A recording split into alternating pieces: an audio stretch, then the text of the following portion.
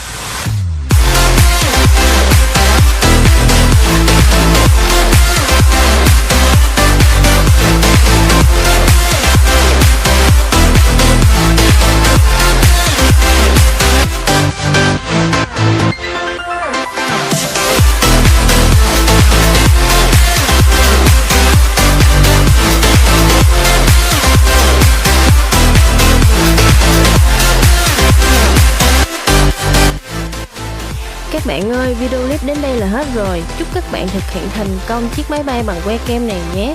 Đừng quên nhấn like và subscribe kênh YouTube của mình. Hẹn gặp lại các bạn trong những video tiếp theo.